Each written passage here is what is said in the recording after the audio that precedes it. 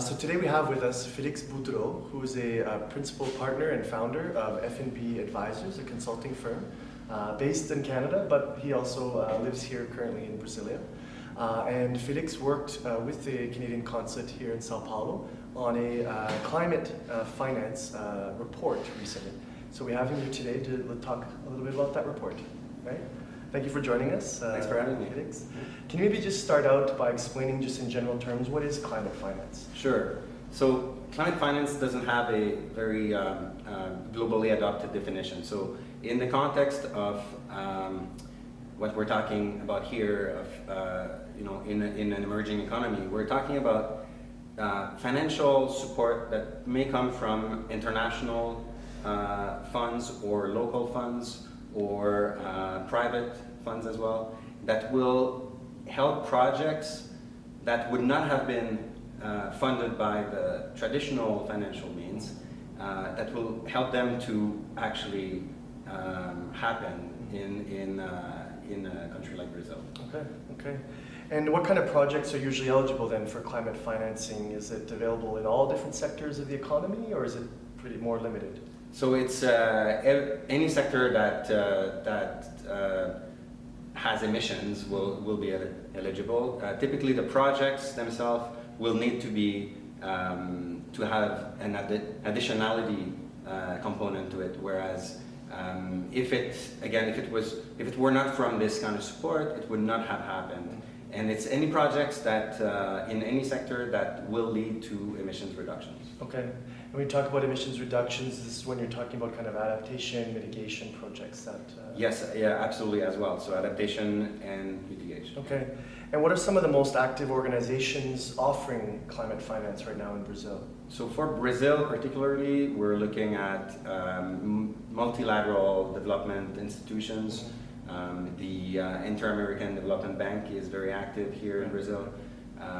The World Bank Group, so through IFC, is very active, and there's also opportunities with countries, bilateral funds with whether it's Germany, Norway, France is very active here as well. Okay, great. And where do you see most of the opportunities for Canadian companies who want to access climate financing here in Brazil? What are the areas where there might be most opportunities? Right, so the Canadian and the Brazilian economies are actually similar in a way, because if you think about the importance of the natural resources sector, so we both have oil and gas, we both have a lot of mining, we both have forestry. Right.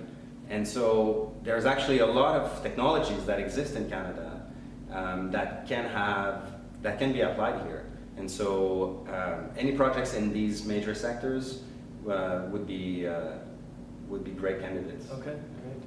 And for our Canadian companies that might be listening today, what are some of the best practices, I guess, to be able to access some of this climate financing here, to have success? Right, so I think a key element would be to develop local partnerships, because Brazil can be a bit intimidating as a market for foreign companies, and there are also some requirements for local content and so on in some projects, and so developing local partnerships is an absolute must. I would say also looking at opportunities in the subnational sector, so not only through the federal government, but a state like the state of Sao Paulo